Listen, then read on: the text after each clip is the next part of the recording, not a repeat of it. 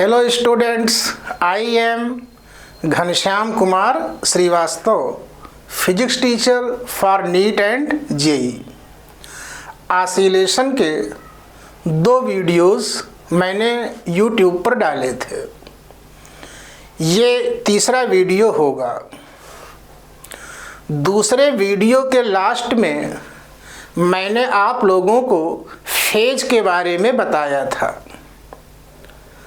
अक्सर बहुत सारे बच्चे फाई को फेज समझ लेते हैं, तो सिंपल हार्मोनिक मोशन की पोजीशन और टाइम में जो स्टैंडर्ड इक्वेशन होती है x = a sin omega t + phi, उसमें साइन के टोटल एंगल को ही हम लोग फेज कहते हैं।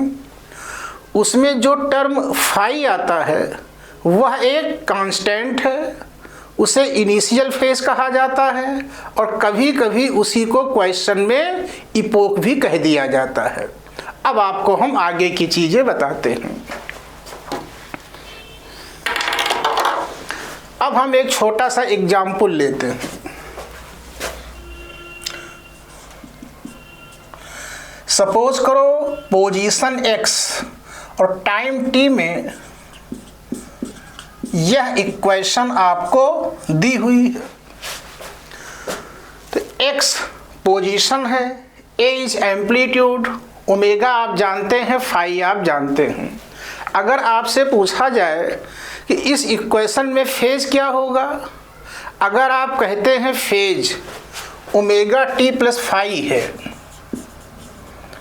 मान लो आपने कहा फेज = ओमेगा t + फाई, तो ये रॉन्ग आंसर होगा। रॉन्ग आंसर इसलिए होगा क्योंकि साइन का टोटल एंगल फेज होता है, कास का एंगल फेज नहीं होता है। अब सवाल है आपको फेज पता ही करना है, तो फेज पता करने का एक ही तरीका है। अगर सिंपल हार्मोनिक मोशन की इक्वेशन आपको कास में दी हुई है तो आप उसको पहले साइन में चेंज करें, क्योंकि डेफिनेशन के अकॉर्डिंग साइन का एंगल ही फेज होता है। और आप जानते हैं कि सिंपल हार्मोनिक मोशन की इक्वेशन या तो साइन में होगी या कास में होगी। साइन और कास के अलावा किसी दूसरे टर्म में हो ही नहीं सकती। तो चलो हम कास को साइन में चेंज करते हैं। तो इसका फार्मूला आपको पता है, sine 90 degree ± theta is equal to cos theta. ये सभी लोगों को पता है कि sine 90 degree ± theta = cos theta. अब आप इसी इक्वेशन को लिख सकते हैं x = a cos omega t + phi = a sin 90 degree ± omega t + phi.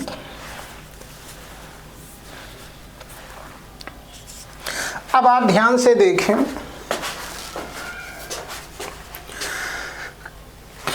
अगर हम इस पूरे एंगल को थीटा मान लें तो कास थीटा को साइन थीटा में लिखने के लिए आपने साइन 90 डिग्री ± थीटा लिख दिया, क्योंकि साइन 90 + थीटा भी कास थीटा होगा और साइन 90 डिग्री - थीटा भी = कास थीटा होगा। तो इन दोनों इक्वेशन में कोई डिफरेंस नहीं है। अब डेफिनेशन के अकॉर्डिंग साइन का जो टोटल एंगल है वह फेज होता है। तो अब यहाँ पर फेज होगा, phase = total angle of sine, means phase = 90 degree ± omega t + phi. आप इसे नोट करें, फिर आपको हम आगे बताते हैं।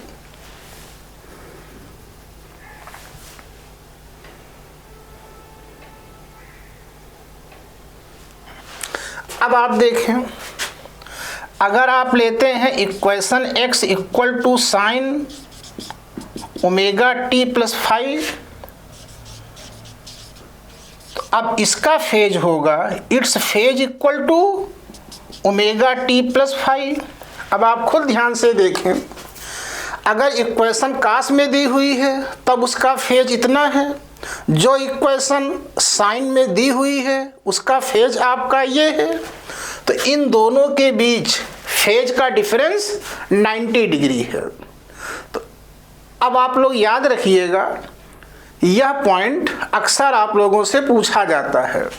अगर सिंपल हार्मोनिक मोशन की इक्वेशन साइन और कास दोनों में दी हुई है और दोनों का टोटल एंगल सेम है, तो ऐसे केस में इन दोनों के बीच फेज का डिफरेंस 90 डिग्री होगा।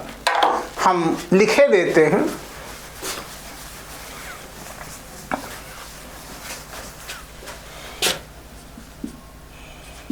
यह पॉइंट आप लोगों के लिए नोट करने वाला है। सपोज करो x equal to a sine omega t plus phi and x equal to a cos omega t plus phi.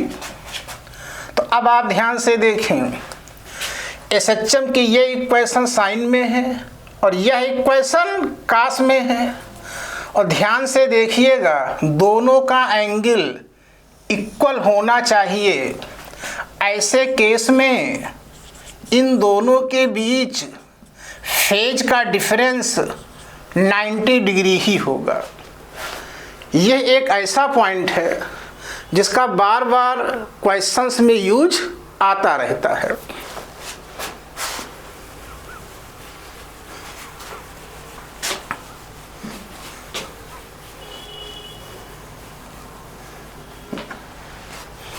अब आप देखें, अब आप इमेजिन करें कि कोई बॉडी या पार्टिकल स्ट्रेट लाइन पाथ के अलांग सिंपल हार्मोनिक मोशन कर रही है, तो अब उसके अलग अलग पोजीशन पर फाई की वैल्यू क्या होगी। तो नेक्स्ट हेडिंग आप लोग नोट करेंगे, calculation of initial phase phi. अब आपको हम अलग अलग पोजीशन के लिए इनिशियल फेज फाई के बारे में बताएंगे।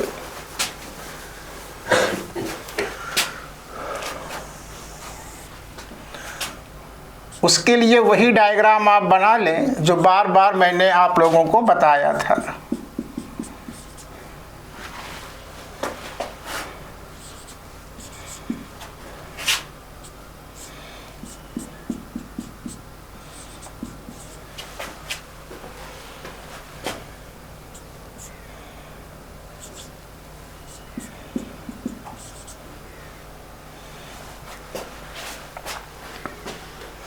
अब आप ध्यान से देखें,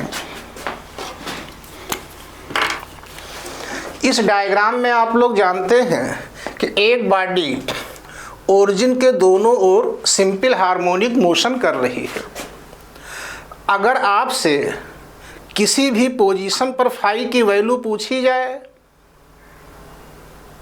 तो आप कैसे पता करेंगे, ये भी आपको हम बताएंगे। लेकिन कुछ पोजीशंस पर हम लोग फाई की वैल्यू याद रखते हैं, क्योंकि एग्जामिनेशन में आपके पास इतना टाइम नहीं होता है कि आप सभी पोजीशन पर फाई की वैल्यू कैलकुलेट करें। तो आप याद रखिएगा, अगर बॉडी मीन पोजीशन पर है, तो अगर बॉडी मीन पोजीशन पर है और राइट की ओर मूव करती है, इस केस में फाई इक्वल टू 0 होता है। अगर बॉडी मीन पोजीशन से नेगेटिव एक्सट्रीम की ओर मोशन स्टार्ट करती है, उस केस में फाई की वैल्यू पाई रेडियन होगी। याद रखिएगा, मीन पोजीशन पर फाई की दो वैल्यूज होती हैं, 0 और पाई। अगर बॉडी मीन पोजीशन से पॉजिटिव एक्सट्रीम की ओर मूव करती है, then phi equal to 0। If body move towards negative extreme position from origin, then phi equal to pi. और अगर बॉडी मीन पोजीशन और पॉजिटिव एक्सट्रीम के मिड पॉइंट C पर है, for this x equal to half of amplitude, x equal to plus a/2, for this position phi is equal to π/6 radian. और अगर body positive extreme position पर है, for this position phi equal to π/2 radian. अगर body negative extreme position पर है, इस point के लिए phi की वैल्यू 3π/2 रेडियन होती है। आप सभी लोग ध्यान से देखें, इतने पोजीशन पर phi की वैल्यूज आप लोग याद रखिएगा। इसमें साथ में ये भी याद रखिएगा, ये phi इक्वल टू π/6 उस केस में होता है जब बॉडी C पर है और टुवर्ड्स पॉजिटिव एक्सट्रीम मूव कर रही है। अगर बॉडी A पर है तो राइट में जाने का सवाल ही नहीं उठता, केवल जो लेफ्ट की ओर ही मोशन करेगा। अगर बॉडी B पर है तो लेफ्ट की ओर तो जाएगी नहीं, क्योंकि ये लास्ट पॉइंट है, ये राइट की ओर ही जाएगी। तो इतने पोजीशन पर आप लोग phi की वैल्यूज हमेशा याद रखिएगा। क्वेश्चन करते समय बीच बीच में इसका यूज आता रहता है। अब एक पॉइंट यह आता है, मान लो बाय द वे आप किसी पोजीशन पर phi की वैल्यू निकालना चाहते हैं और वो इनमें से कोई पोजीशन नहीं है, या ऐसा भी तो हो सकता है कि यह आपको नहीं याद है, आप भूल गए हैं, तब आप phi की वैल्यू कैसे फाइंड आउट करेंगे? तो किसी भी पोजीशन पर इनिशियल फेज को कैलकुलेट करने का तरीका क्या होता है वो आपको हम बताए दे रहे हैं, लेकिन कॉम्पिटिटिव एग्ज़ाम में ये ध्यान रखिएगा, हमारे पास इतना टाइम नहीं होता है कि हम बहुत सारी चीज़ों को कैलकुलेट करें। तो आप बस इतने पोजीशन पर phi की वैल्यू याद रखिएगा, इससे ज़्यादा की आवश्यकता आपको नहीं पड़ती है। तो अब हम ये बताते हैं किसी भी पोजीशन पर phi की वैल्यू कैसे फाइंड आउट की जाती है, या जो हमने ये वैल्यूज़ यहाँ पर लिख दिया है इसको कैसे कैलकुलेट किया गया है। तो ये बहुत ही आसान होता है। किसी पोजीशन पर phi की वैल्यू डिटरमाइन करने के लिए पहले आप सिंपल हार्मोनिक मोशन की स्टैंडर्ड इक्वेशन साइन के फॉर्मेट में लिखें, वो साइन में ही होती है। और जिस पोजीशन पर phi की वैल्यू आपको फाइंड आउट करनी है, उस पोजीशन के लिए x की वैल्यू एम्पलीट्यूड के टर्म में पुट करें और t इक्वल टू 0 पुट करें। ऐसा करने से phi की वैल्यू आपको मिल जाएगी। फॉर एग्जाम्पल आप देखें, हम एक एग्जाम्पल ये लेते हैं, मान लो आपसे पूछा जाए कि find phi at x equal to 0। मान लो x इक्वल टू 0 पर phi की वैल्यू आपको नहीं पता है, फाइंड आउट करना है। अब आप क्या करेंगे? तो पहले SHM की स्टैंडर्ड इक्वेशन आप लिखें। तो ये SHM की स्टैंडर्ड इक्वेशन आपने लिख लिया। अब आप पुट करेंगे t equal to 0। t equal to 0 इसलिए पुट करेंगे क्योंकि आपको इनिशियल फेज पता करना है, और मोशन में इनिशियल हमेशा t इक्वल टू 0 को ही माना जाता है। और जिस पोजीशन पर phi की वैल्यू फाइंड आउट करनी है, पोजीशन की वही वैल्यू पुट करें। तो t इक्वल टू 0 पुट करेंगे and put x equal to 0। तो x के प्लेस पर आपने 0 पुट किया, equal to a sine t equal to 0 put करें, तो we get sine phi equal to 0 means phi equal to 0 और पाई। आपको पता है कि साइन थीटा इक्वल टू अगर 0 दिया है तो थीटा की वैल्यू या तो 0 होगी या 180 डिग्री होगी, क्योंकि आप जानते हैं साइन 0 भी 0 होता है और साइन 180 डिग्री भी 0 होता है। तो अब आपने कैलकुलेट करके देख लिया कि फाई की वैल्यू 0 भी है, पाई भी है। 0 उस केस के लिए होती है जब मीन पोजीशन से पॉजिटिव एक्सट्रीम की ओर मूव करता है, और पाई उस केस में होता है जब मीन पोजीशन से नेगेटिव एक्सट्रीम की ओर मूव करता है। एक एग्जाम्पल हम और लेते हैं। अगर आपसे पूछा जाए find phi at x equal to plus a/2,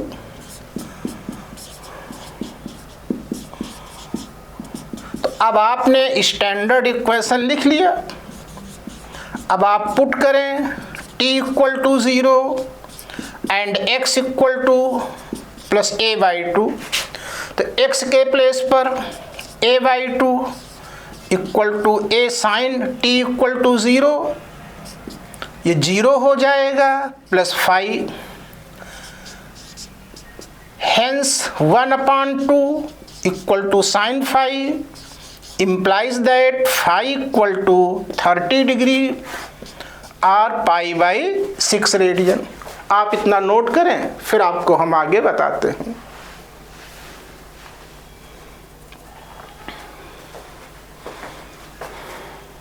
बिल्कुल क्लास के तरीके से ही आपको पढ़ना है, नोट्स आप बनाते चलें, इसको नोट करें, फिर आपको हम आगे बताते हैं।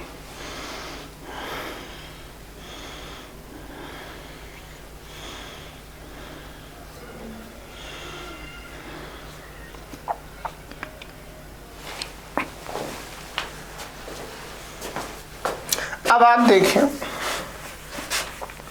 इधर तो कई सालों से नहीं, बहुत पहले ऑल इंडिया पीएमटी और सीपीएमटी में एक क्वेश्चन खूब पूछा जाता था कि find phi at x equal to a/√2।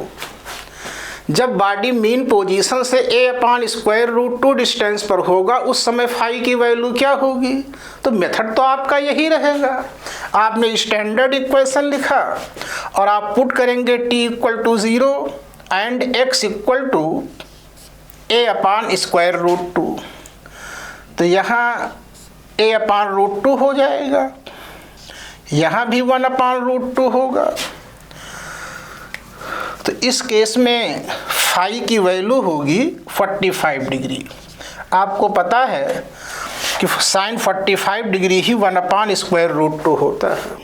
तो अब आपने ये देखा, इस तरीके से आप किसी भी पोजीशन पर फाई की वैल्यू डिटरमाइन कर सकते हैं, फाइंड आउट कर सकते हैं। इसे आप नोट करें। और अब आपको हम बताएंगे, अगर कोई बॉडी सिंपल हार्मोनिक मोशन में है तो उसके लिए पोजीशन और टाइम के बीच का ग्राफ कैसा होगा। तो आप इसी इक्वेशन से ध्यान से देखें। एसएचएम में पोजीशन x और टाइम t, ये दोनों या तो साइन से रिलेटेड होंगे या कास से रिलेटेड होंगे, क्योंकि सिंपल हार्मोनिक मोशन की इक्वेशन साइन और कास दोनों में हो सकती है। हाँ, फेज कैलकुलेट करते समय हम लोग केवल और केवल साइन का ही फॉर्मेट लेते हैं, या इक्वेशन साइन के ही फॉर्म में होनी चाहिए। तो बहुत पहले ग्राफ में मैंने आप लोगों को बताया था कि अगर दो वेरिएबल y और x एक दूसरे से साइन या कास से रिलेटेड हैं, तब उन दोनों के बीच का ग्राफ हार्मोनिक होगा। और हार्मोनिक कर्व आप लोग जानते हैं, वो ऐसे ऐसे होता है। तो अब आपको हम इसी के बारे में बताते हैं।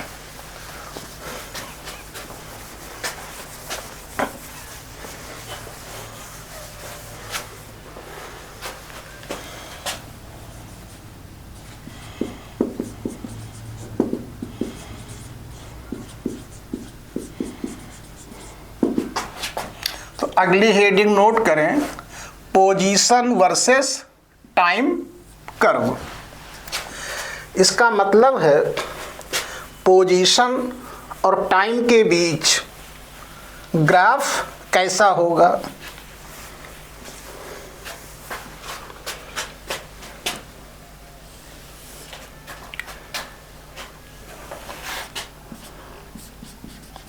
तो अब आप देखें, हमने एक्स एक्सिस पर टाइम लिया है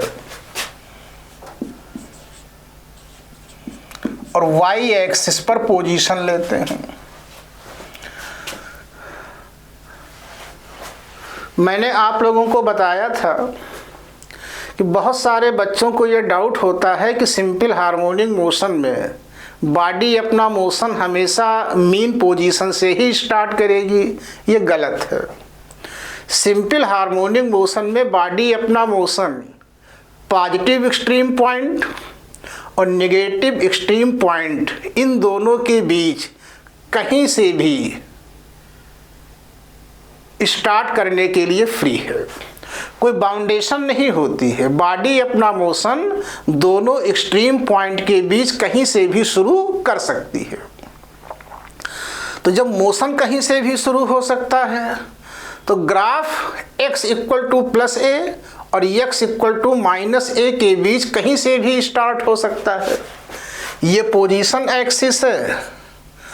इस पॉइंट को हमने सपोज किया है x इक्वल टू माइनस ए, ये है x इक्वल टू प्लस ए। इस पॉइंट को हम मान लेते हैं x इक्वल टू 0। तो जब मोशन इन दोनों के बीच कहीं से भी स्टार्ट हो सकता है तो ग्राफ की स्टार्टिंग भी कहीं से हो सकती है। चलो पहला ग्राफ हम ओरिजिन से लेते हैं और कर्व कैसा होगा? हार्मोनिक होगा। तो ये ग्राफ आपको बताता है कि बॉडी ने अपना मोशन ओरिजिन से स्टार्ट किया है और टुवर्ड्स पॉजिटिव एक्सट्रीम स्टार्ट किया है। इस कंडीशन में फाई की वैल्यू 0 होती है। मान लो हम ये ग्राफ ले लेते हैं, ग्राफ ओरिजिन से लेते हैं लेकिन टुवर्ड्स नेगेटिव एक्सट्रीम लेते हैं। तो ये बताता है बॉडी अपना मोशन मीन पोजीशन से स्टार्ट करता है और टुवर्ड्स नेगेटिव एक्सट्रीम। इसके लिए मैंने आपको बताया है फाई इक्वल टू पाई होता है। ऐसा भी तो हो सकता है कि बॉडी अपना motion x equal to plus a से स्टार्ट करे। इसके लिए हमने बताया है फाई की वैल्यू पाई बाई 2 होती है। तो बस इतना याद रखिएगा, xt curve will be harmonic, ऐसे ऐसे होगा और कहाँ से स्टार्ट होगा ये डिपेंड करता है फाई की वैल्यू क्या आपको दी हुई है। आप ये ग्राफ कंप्लीट करें।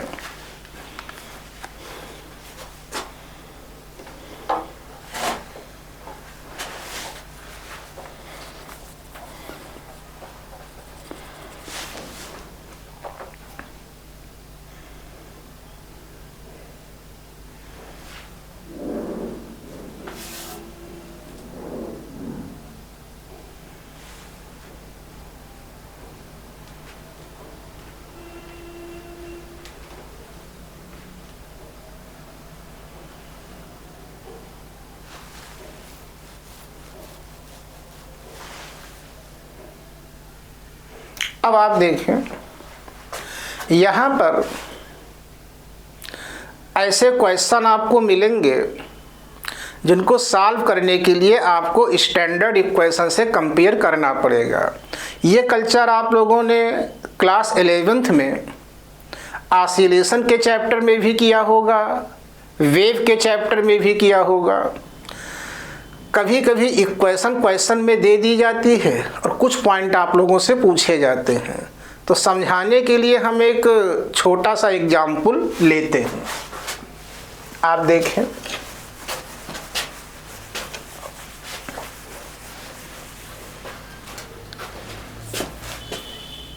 तो क्वेश्चन आप नोट करें।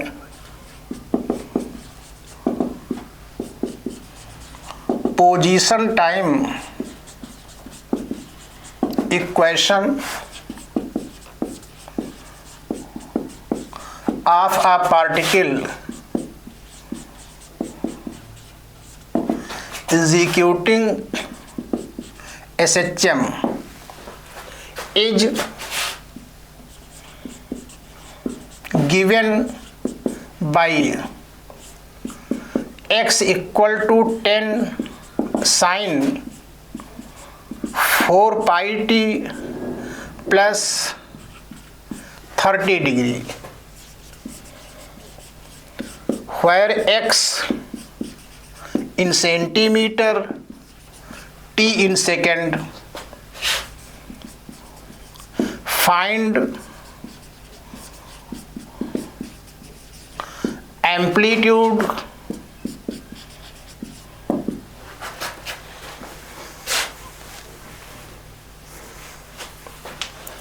time period and initial position of particle। तो अब आप देखें, क्वेश्चन में आपको पोजीशन और टाइम के बीच ये इक्वेशन दी हुई है। आपसे एम्पलीट्यूड, टाइम पीरियड और इनिशियल पोजीशन के बारे में पूछा गया है। आप जानते हैं बहुत सिंपल क्वेश्चन है। ऐसे क्वेश्चन को करने का एक ही तरीका होता है कि दी गई इक्वेशन को एसएचएम की स्टैंडर्ड इक्वेशन से कंपेयर करें। तो आप स्टैंडर्ड इक्वेशन लिखें, x equal to a sine omega t plus 5। अब आप इन दोनों इक्वेशन को कंपेयर करें तो a इक्वल टू 10। अब a की यूनिट क्या होगी? तो मैंने आपको बताया था कि x और a की यूनिट सेम होती है। x सेंटीमीटर में है इसलिए a सेंटीमीटर में होगा। और आप देखें t का मल्टीपुल ओमेगा होता है, तो यहाँ t का मल्टीपुल 4 पाई है। तो आप कहेंगे omega equal to 4 pi. Time period आपसे पूछा गया है तो time period equal to 2 pi by omega equal to 2 pi omega 4 pi equal to 1/2 0.5 second. इसका टाइम पीरियड 0.5 सेकेंड हुआ। और आपसे पूछा गया है इनिशियल पोजीशन ऑफ पार्टिकल क्या होगा। मीन्स आपसे x की वैल्यू इनिशियली पूछी गई है। Initial means t equal to 0 पर पूछी गई है। तो आपसे पूछा गया है x की वैल्यू क्या होगी एट t इक्वल टू 0।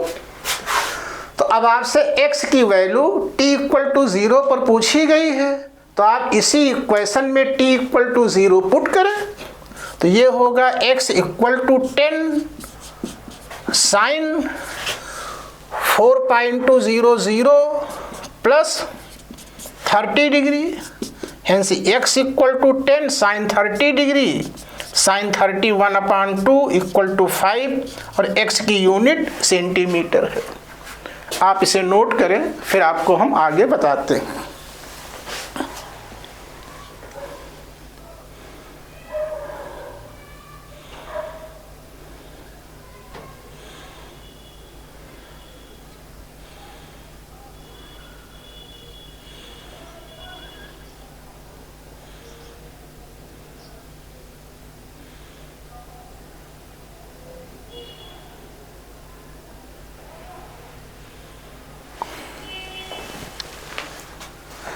अब आप अगली हेडिंग नोट करें, कैलकुलेशन ऑफ टाइम।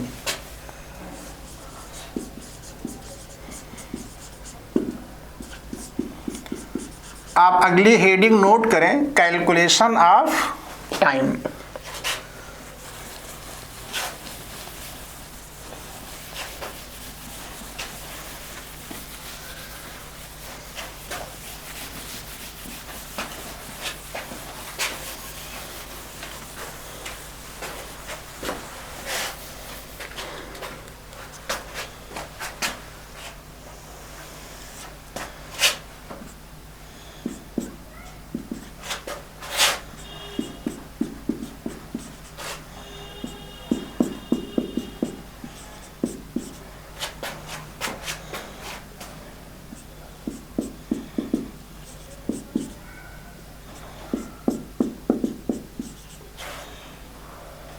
बहुत ध्यान से आप देखें,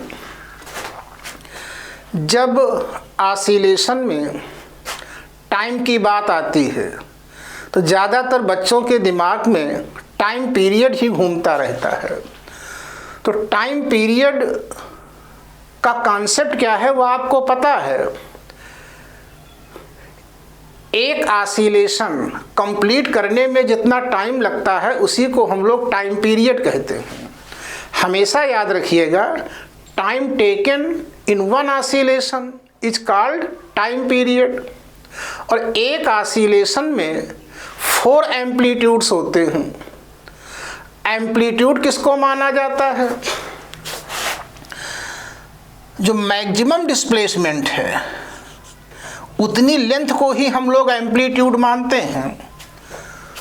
तो आप इसको ऐसे समझें, पहली बात तो ये है कि one oscillation is equal to 4 amplitude. इन छोटी छोटी चीज़ों का यूज आता रहता है तो आप कह सकते हैं 1 एम्पलीट्यूड इक्वल टू 1/4 ऑसिलेशन। बहुत बड़ी बड़ी चीज़ों का कोई यूज आप लोगों में नहीं है, इन्हीं छोटी छोटी चीज़ों का यूज आता है। छोटे छोटे सवाल ही आप लोगों से पूछे जाते हैं। और time taken in one oscillation is called amplitude. एक ऑसिलेशन को हम यहाँ से बताते हैं। सपोज करो बॉडी ने अपना मोशन मीन पोजीशन से स्टार्ट किया है, तो मीन पोजीशन से पहले राइट की ओर गया तो यहीं तक तो आएगा, इसके आगे तो जा नहीं सकता। तो यहाँ से यहाँ तक 1 एम्पलीट्यूड। अब ये वापस लौटेगा, वापस लौट करके जब यहाँ पर आएगा तो 2 एम्पलीट्यूड्स हो गए। इसके बाद ये लेफ्ट की ओर बढ़ता चला जाएगा, तो यहाँ से चलकर जब यहाँ तक आएगा 3 एम्पलीट्यूड। फिर इसके लेफ्ट में तो इसको जाना नहीं है, फिर ये वापस लौटेगा। अब ये यहाँ पर आया तो ये 4 एम्पलीट्यूड्स कंप्लीट हो गए। और लेंथ ए को ही हम लोग 1 एम्पलीट्यूड मानते हैं। तो टाइम पीरियड का मतलब होता है 1 ऑसिलेशन कंप्लीट करने में जितना टाइम लगता है उसी को हम टाइम पीरियड कहते हैं। और टाइम पीरियड ज़्यादातर क्वेश्चन में दिया रहता है, या अगर इक्वेशन दी हुई है तो टी का मल्टीपल ओमेगा होगा। ओमेगा की वैल्यू से हम लोग टाइम पीरियड को कैलकुलेट कर लेते हैं। प्रॉब्लम कब आती है? प्रॉब्लम तब आती है जब आपसे टाइम फ्रैक्शन में पूछा जाता है। जैसे 1 एम्पलीट्यूड का टाइम T/4 होगा, या आप लोग जानते हैं बॉडी को यहाँ से यहाँ तक आने का जो टाइम लगेगा, मतलब मीन पोजीशन से एक्सट्रीम तक आने का टाइम ये T/4 है। अब अगर पूछा जाए कि मीन पोजीशन से हाफ एम्पलीट्यूड तक आने का टाइम क्या होगा, तो बहुत सारे बच्चे कह देते हैं T/8 होगा। ये गलत हो जाएगा। यही बात हमें आपको बतानी है। यहाँ तक आप लोगों को पहले से पता है कि मीन पोजीशन से एक्सट्रीम तक आने का टाइम T/4 होता है, कैपिटल T टाइम पीरियड है। अब अगर पूछा जाए कि मीन पोजीशन से हाफ एम्पलीट्यूड तक आने का टाइम क्या होगा, तो कभी कभी बच्चे बिल्कुल अर्थमेटिक की तरह सोचते हैं कि यहाँ तक आने का टाइम T/4 है तो हाफ एम्पलीट्यूड तक आने का टाइम T/8 होगा। ये गलत हो जाएगा। क्यों गलत होगा? ऐसा तब होता है जब बॉडी की वेलोसिटी कांस्टेंट हो और एक्सीलरेशन 0 हो। इसको आप ऐसे समझें, अगर आपने ये कहा है कि मीन पोजीशन से एक्सट्रीम तक आने का टाइम T/4 है और हाफ एम्पलीट्यूड तक आने का टाइम T/8 है, तो आपने ये माना है कि बॉडी इक्वल टाइम में इक्वल डिस्प्लेसमेंट ट्रेवल कर रही है। और अगर कोई बॉडी इक्वल टाइम में इक्वल डिस्प्लेसमेंट ट्रेवल कर रही है मीन्स उसकी वेलोसिटी कांस्टेंट है। और वेलोसिटी के कांस्टेंट होने पर उसका एक्सीलरेशन 0 होगा। और आप जानते हैं सिंपल हार्मोनिक मोशन में बॉडी का एक्सीलरेशन 0 नहीं होता है, एक्सीलरेशन नॉन जीरो होता है और लगातार चेंज होता रहता है। कभी कभी बहुत सारे स्टूडेंट कॉन्सेप्ट क्लियर ना होने की वजह से यहाँ गैलीलियो का फार्मूला अप्लाई कर देते हैं, V = U + AT, S = UT + ½ AT square, और तीसरा फार्मूला वो आप जानते हैं सब। तो यहाँ गैलीलियो के फार्मूले भी नहीं एप्लीकेबल होंगे। केवल पाथ स्ट्रेट होने से क्या होता है, एक्सीलरेशन यहाँ कांस्टेंट नहीं है। तो आप अच्छी तरीके से ध्यान रखिएगा, यहाँ पर गैलीलियो के फार्मूले एप्लीकेबल नहीं होंगे। अब कुछ फैक्ट है वो आप याद रखिएगा, हम उसके डेरिवेशन में नहीं जाएंगे, इसलिए नहीं जाएंगे क्योंकि उसमें टाइम भी लगेगा और उससे आपको कोई फायदा भी नहीं है। तो बॉडी मीन पोजीशन से हाफ एम्पलीट्यूड तक आने में जो टाइम लेती है, ये पूरे टाइम पीरियड का 1/12 होता है। और हाफ एम्पलीट्यूड से एक्सट्रीम पोजीशन तक आने का टाइम T/6 टाइम पीरियड का 1/6 होता है। ये बहुत इंपॉर्टेंट है, अक्सर आप लोगों से पूछा जाता है। कैपिटल T की वैल्यू दी रहती है और फ्रैक्शन में टाइम आप लोगों से पूछा जाता है। एक बात और ध्यान रखिएगा, टाइम का जैसा डिवीज़न मैंने मीन पोजीशन के राइट में शो किया है, ठीक ऐसा ही डिवीज़न मीन पोजीशन के लेफ्ट की ओर होगा।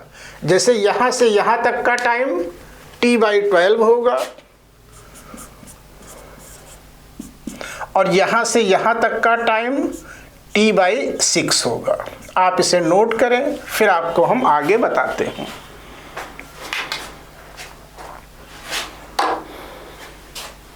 जल्दी नोट करें इसे।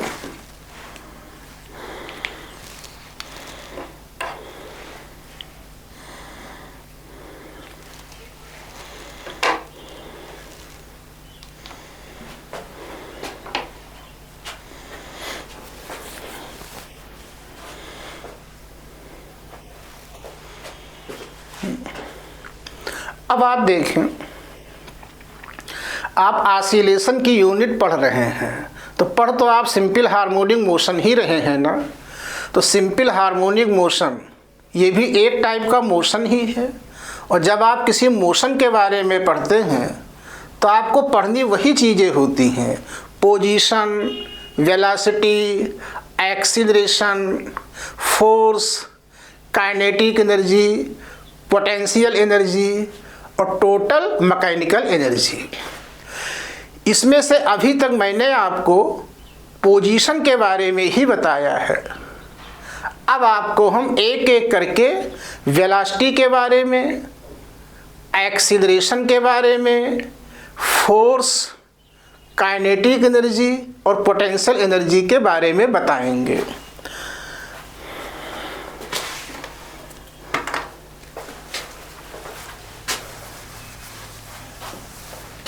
तो अगली हेडिंग नोट करें, velocity of particle in simple harmonic motion.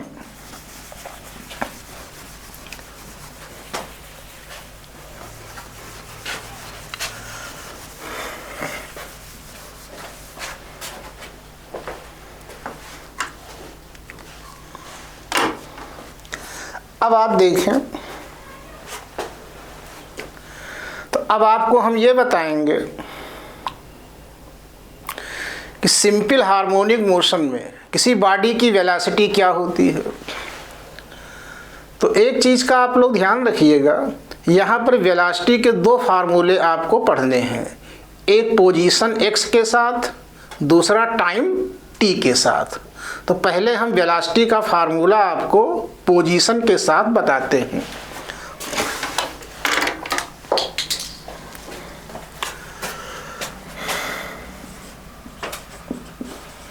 तो आप देखें, वेलोसिटी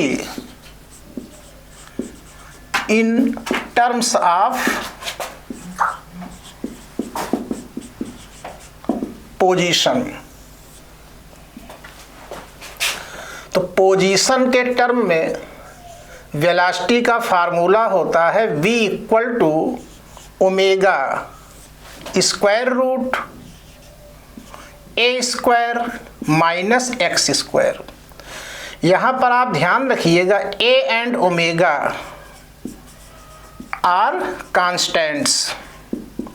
एक दिए हुए सिंपल हार्मोनिक मोशन के लिए, एक दिए हुए सिंपल हार्मोनिक मोशन के लिए ए और ओमेगा की वैल्यू कांस्टेंट होती है। वेलोसिटी पोजीशन एक्स के साथ लगातार चेंज होगा, यही फार्मूला होता है। आप थोड़ा इसको डायग्राम से समझें। डायग्राम आपको बार बार वही लेना है। जब तक आप सिंपल हार्मोनिक मोशन पढ़ेंगे डायग्राम तो यही आएगा। तो अब आप देखें, ये फार्मूला आपको बताता है कि अलग अलग पोजीशन के लिए x की वैल्यू अलग अलग होगी और x की अलग अलग वैल्यूज़ के लिए वेलोसिटी की वैल्यू भी अलग अलग होगी। इसी से आपको पता चलता है यहाँ वेलोसिटी वेरिएबल है, कांस्टेंट नहीं है। अब हम कुछ मेन पॉइंट पर वेलोसिटी की वैल्यू फाइंड आउट करते हैं। तो आप देखें, एट मीन पोजीशन, अगर आप मीन पोजीशन पर वेलोसिटी लेते हैं तो for mean position put x equal to 0। तो आप यहाँ x इक्वल टू 0 पुट करें तो ये होगा a स्क्वायर माइनस 0, तो ये a हो जाएगा। तो v get v equal to a omega, और ये पार्टिकल की मैक्सिमम वेलोसिटी है। Omega equal to 2 pi f, omega के स्थान पर 2 पाई एफ पुट करें, then it is equal to 2 pi f a. तो सिंपल हार्मोनिक मोशन में बॉडी की मैक्सिमम वेलोसिटी का फार्मूला ये है। ये फार्मूला नीट स्टूडेंट के लिए बहुत इम्पॉर्टेंट है। अलग से भी क्वेश्चन पूछे जाते हैं और आगे चल करके वेब में भी हम लोग इसका यूज करते रहेंगे। और आप देखें, एट एक्सट्रीम पोजीशंस, अगर आप एक्सट्रीम पोजीशन लेते हैं तो एक्सट्रीम पोजीशन के लिए put x equal to plus minus है। तो एक्सट्रीम पॉइंट के लिए x इक्वल टू प्लस ए भी हो सकता है, माइनस ए भी हो सकता है। अगर आप x equal to plus a put करते हैं तब भी a स्क्वायर होगा, x equal to minus a put करेंगे तब भी a स्क्वायर होगा, और a square minus a square 0, 0 को ओमेगा से मल्टीप्लाई करेंगे तो क्या होगा 0। तो हेंस वेलोसिटी इक्वल टू 0। ये बॉडी की मिनिमम वेलोसिटी है। तो अब आपने देखा कि मीन पोजीशन पर बॉडी की वेलोसिटी मैक्सिमम है और एक्सट्रीम पोजीशन पर बॉडी की वेलोसिटी 0 है। अब सवाल ये उठता है कि मीन पोजीशन पर वेलोसिटी मैक्सिमम है, एक्सट्रीम पोजीशन पर वेलोसिटी 0 है, जो बीच के पॉइंट है वहाँ वेलोसिटी क्या होगी?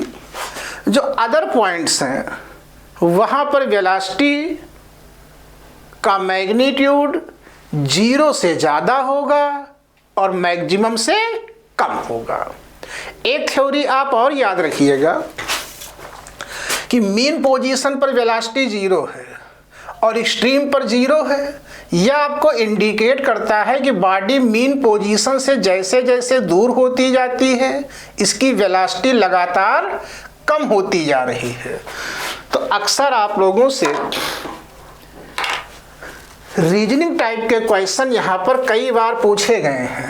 मान लो एक बॉडी मीन पोजीशन से x1 डिस्टेंस पर है, इसकी पोजीशन x1 है, मीन्स ओरिजिन और इस पॉइंट के बीच की डिस्टेंस x1 है। यहाँ पर बॉडी की वेलोसिटी v1 है। जब बॉडी मीन पोजीशन से x2 डिस्टेंस पर है, मान लो यहाँ पर वेलोसिटी v2 है, अब पूछा जाएगा इन दोनों वेलोसिटी में क्या रिलेशन होगा। तो जो पॉइंट मीन पोजीशन से जैसे जितना आगे होगा उसकी वेलोसिटी पीछे वाले से कम होगी। तो आप ये कह सकते हैं v1 ग्रेटर देन v2। यहाँ पर ऑप्शंस ऐसे दिए होंगे v1 equal to v2, v1 less than v2, v1 greater than v2 और एक ऑप्शन में नन दिया होगा। ये थ्योरेटिकल पॉइंट है, आप ध्यान रखिएगा। आप इसे नोट करें, फिर आपको हम आगे बताते हैं।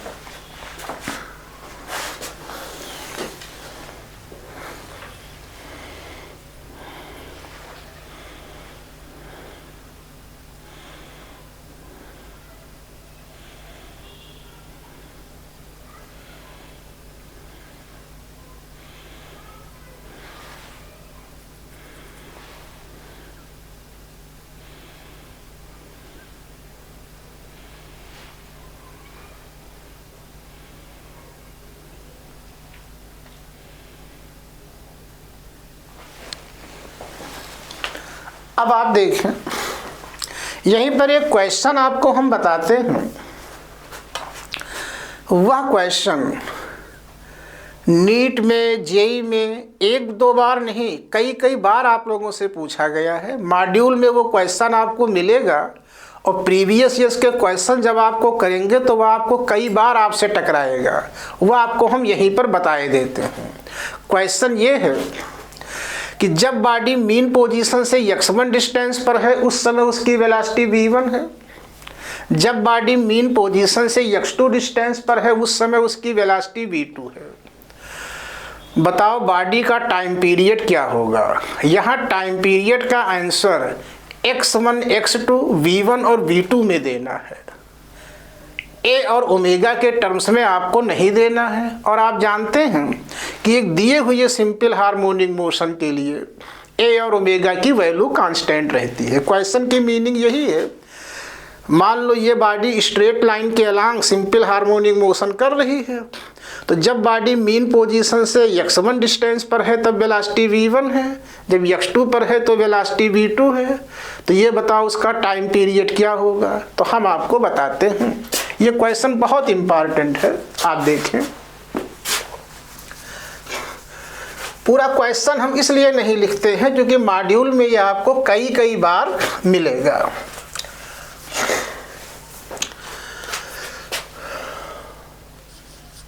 हम इतना लिखे देते हैं, at x1 velocity is v1, at x2 velocity is v2, then time period क्या होगा। तो चूंकि इंफॉर्मेशन आपको वेलोसिटी और पोजीशन में दी हुई है तो आप वेलोसिटी और पोजीशन का फार्मूला यूज करें। अब आप ध्यान से देखें, हम बार बार आपसे कहते हैं क्वेश्चन में ये बहुत ध्यान से देखना चाहिए कि आपसे पूछा क्या गया है। तो यहाँ पर टाइम पीरियड आपसे पूछा गया है।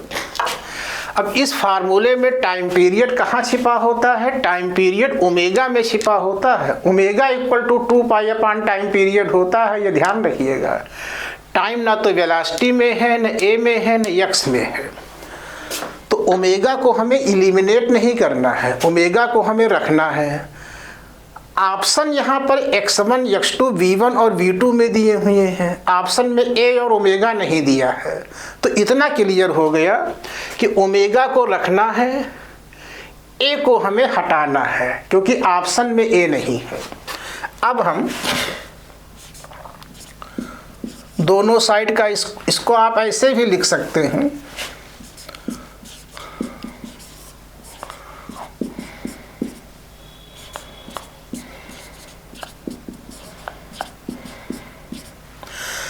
v upon omega equal to this. तो v square upon omega square equal to a square minus x square. अब आप ध्यान से देखें, हम v1 पुट करते हैं तो v1 square upon omega square equal to a square minus x1 square.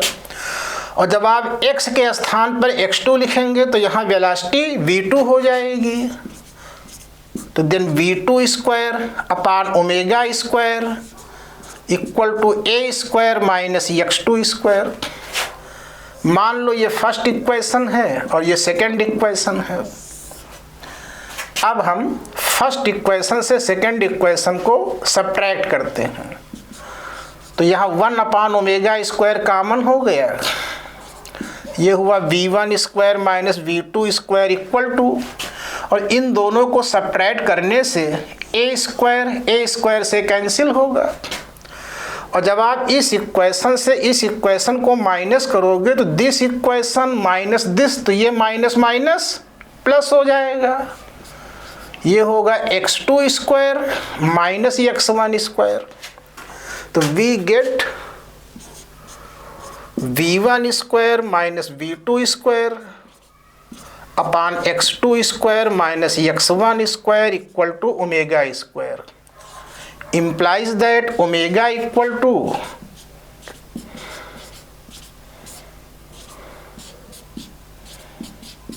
this, hence time period equal to 2 pi upon omega। अब आप ओमेगा की सेम वैल्यू यहाँ पर पुट करें तो equal to 2 pi square root,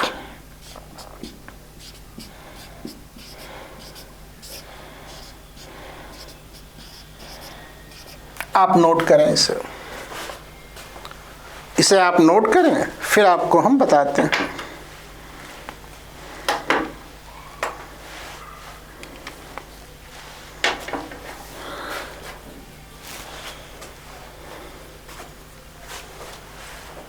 वहां तक आ रहा है ना?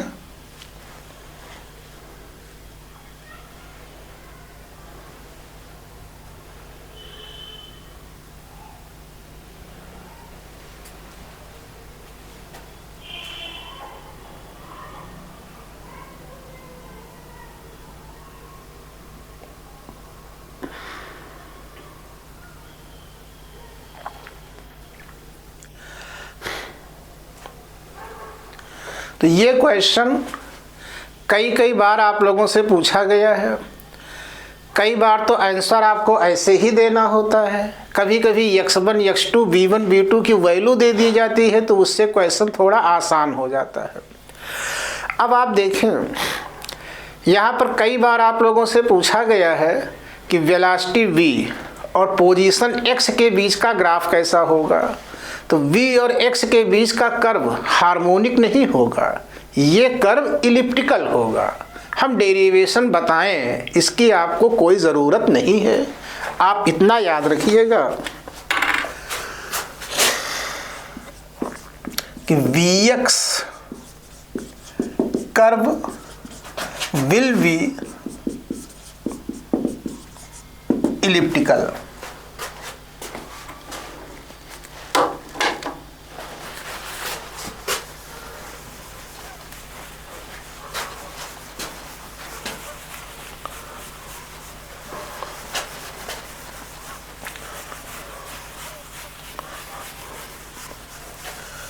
अब आपको हम बताएंगे,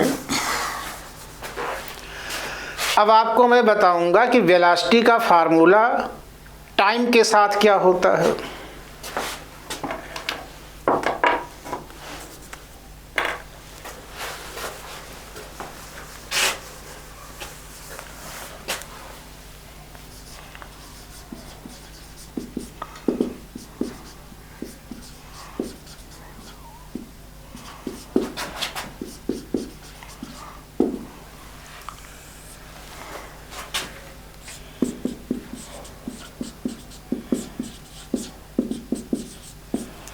अब आप देखें, यह आपके लिए बेहद आसान है। अब आपको पढ़ना है वेलोसिटी का फार्मूला टाइम के साथ क्या होगा। तो जब आपने पोजीशन का फार्मूला टाइम के साथ पढ़ लिया है तो आप जानते हैं कि पोजीशन x को टाइम के रिस्पेक्ट में डिफरेंशिएट करने से ही तो हमें वेलोसिटी मिलती है। और सिंपल हार्मोनिक मोशन में x इक्वल टू दिस, अब हम दोनों साइड को टाइम के रिस्पेक्ट में डिफरेंशिएट करते हैं। Then differentiation of x is dx upon dt। Right side को टाइम के रिस्पेक्ट में डिफ्रेंशिएट करें तो सब आपने बहुत पढ़ा है। ए कांस्टेंट है, कॉमन हो गया। Sine omega t plus phi का डिफ्रेंशिएशन ये होगा cos omega t plus phi into omega. अब जिनको डिफरेंशिएशन नहीं आता है उनको डिफरेंशिएशन पढ़ना पड़ेगा। अब dx upon dt is velocity,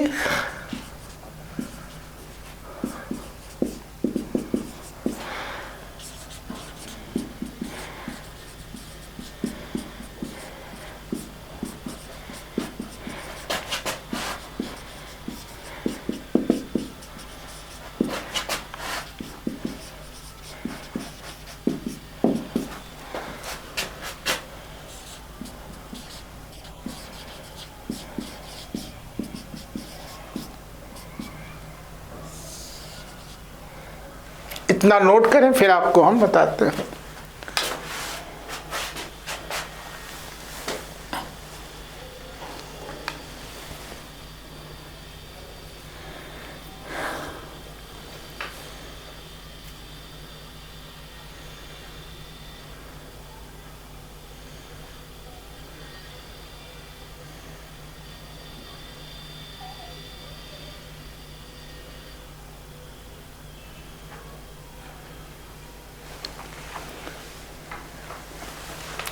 तो अब आप ये देखें, आप जानते हैं कि सिंपल हार्मोनिक मोशन में position x equal to this.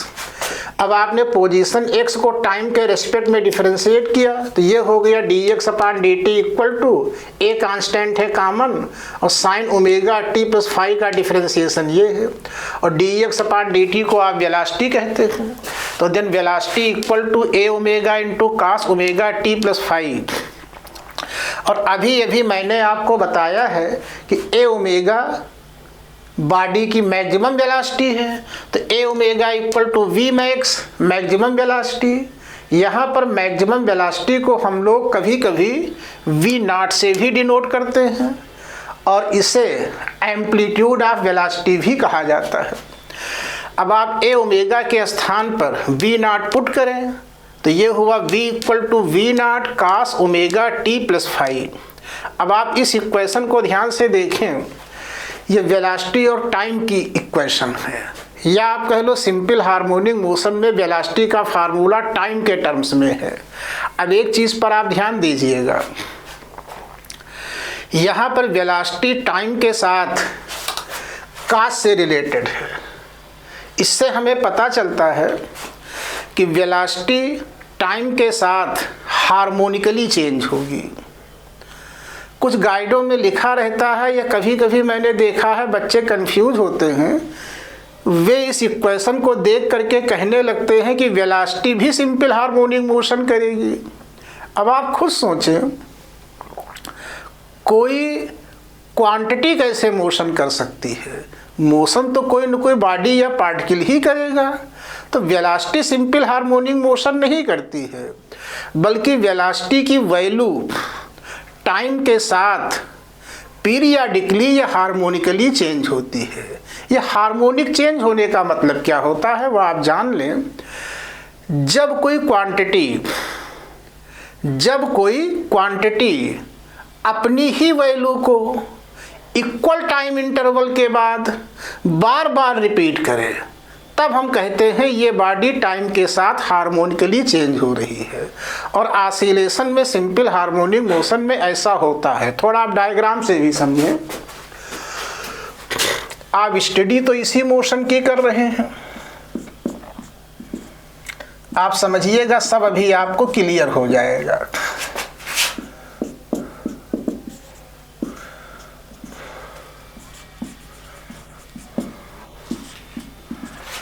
अभी आपको सारी चीज़ें ऑटोमेटिकली क्लियर हो जाएंगी।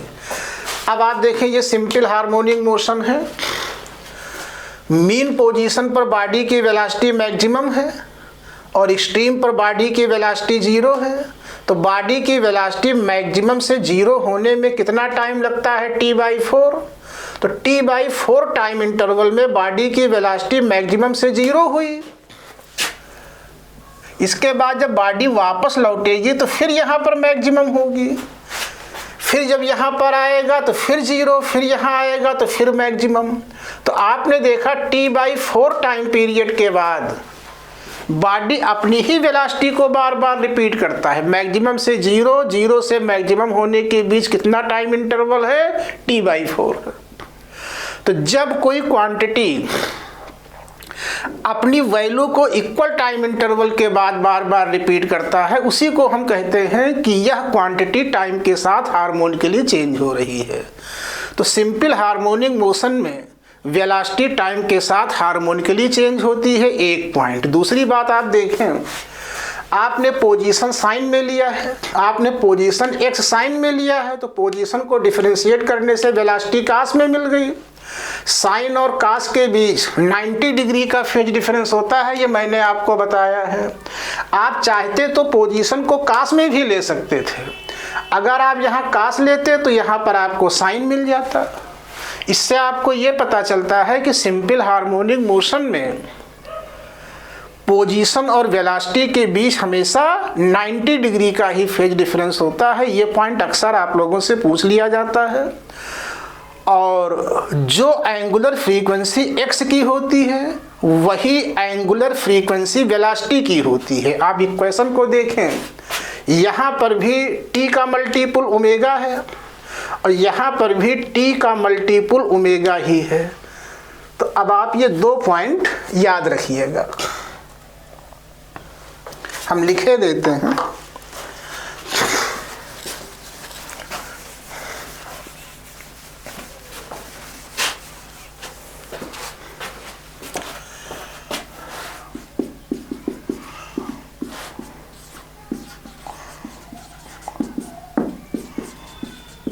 Velocity changes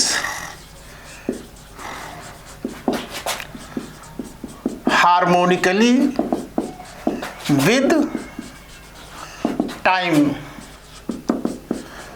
with same omega as of x. X means position. Second, velocity and position are differ in phase by an angle। Simple harmonic motion में velocity और position के बीच कितना फेज डिफरेंस होता है? π/2, 90 degree होता है, ये आप ध्यान रखिएगा। और तीसरी बात यह है कि जो vt कर्व है, velocity versus time curve, will be harmonic. Simple harmonic motion में वेलोसिटी और टाइम का कर्व हार्मोनिक होगा।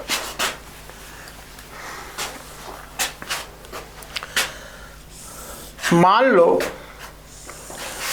आपने x एक्सिस पर टाइम लिया है और y एक्सिस पर आपने वेलोसिटी लिया है। तो ये मैक्सिमम वेलोसिटी है जो मीन पोजीशन पर होगी, लेकिन राइट एक्सट्रीम की ओर जाएगा। ये -v max का मतलब है बॉडी मीन पोजीशन पर है लेकिन टुवर्ड्स नेगेटिव एक्सट्रीम मूव कर सकता है। तो कर्व आपका ऐसे ही होगा। अगर आपसे पूछा जाए कर्व स्टार्ट होने की पॉसिबिलिटी क्या है, तो कर्व इन दोनों पोजीशन के बीच कहीं से भी स्टार्ट हो सकता है। आप इसे नोट करें।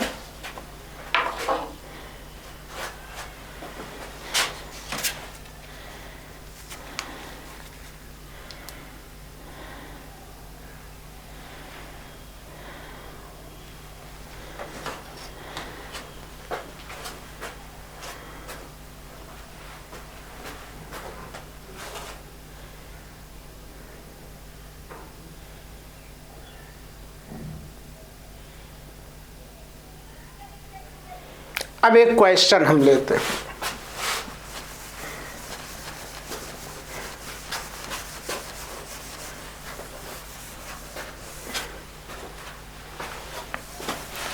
क्वेश्चन आप नोट करें, VT curve of an oscillating body is given as below.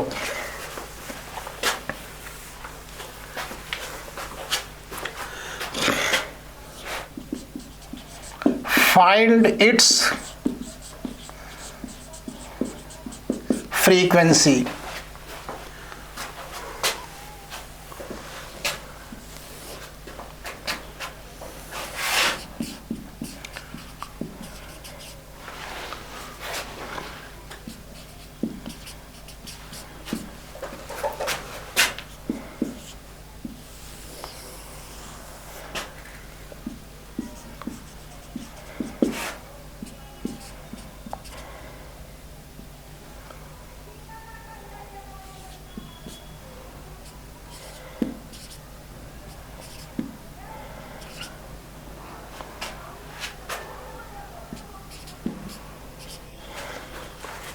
अब आप देखें,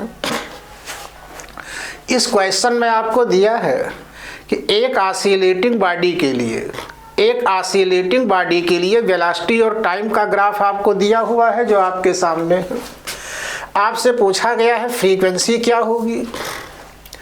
तो बहुत सारे बच्चों को लगता है यहाँ तो कोई इन्फॉर्मेशन ही नहीं दी हुई है, हमें कोई डेटा नहीं दिया हुआ है, हम कैसे कैलकुलेट करें, केवल ग्राफ हमें दिया हुआ है। तो सिंपल हार्मोनिक मोशन में जब भी कोई पॉइंट आपकी समझ में ना आवे तो एक काम आप जरूर करें, एसएचएम का जो स्टैंडर्ड डायग्राम है उसको बना ले और ग्राफ को उससे कंपेयर करने की कोशिश करें। तो चलो हम डायग्राम बना लेते हैं। वो बार बार हमने बताया है यही होगा।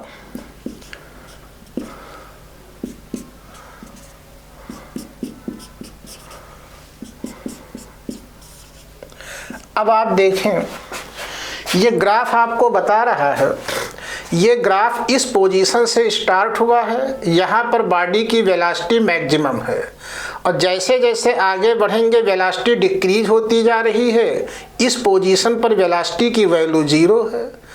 अब आप इस कर्व को इस मोशन से कंपेयर करें तो ये कर्व आपको बता रहा है कि वेलोसिटी को मैक्सिमम से 0 होने में, वेलोसिटी को मैक्सिमम से 0 होने में कितना टाइम लगा है, 0.1 सेकेंड। और मोशन बता रहा है वेलोसिटी को मैक्सिमम से 0 होने में कितना टाइम लगता है, t/4। तो कंपेयर करने पर आपको पता चलता है t/4 = 0.1, hence t = 0.4 second. Graph में टाइम आपको सेकंड में दिया है। जब आपको टाइम पीरियड मिल गया तो फ्रीक्वेंसी आप कैलकुलेट कर सकते हैं, F = 1/टाइम पीरियड।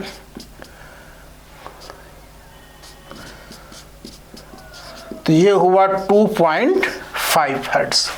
तो आपने इस तरीके से फ्रीक्वेंसी को कैलकुलेट कर लिया। अब ये वीडियो यहीं तक है। 4th वीडियो में मैं आप लोगों को एक्सीलरेशन, फोर्स, काइनेटिक एनर्जी और पोटेंशियल एनर्जी के बारे में बताएंगे। आज का वीडियो यहीं पर फिनिश होता है। Thank you.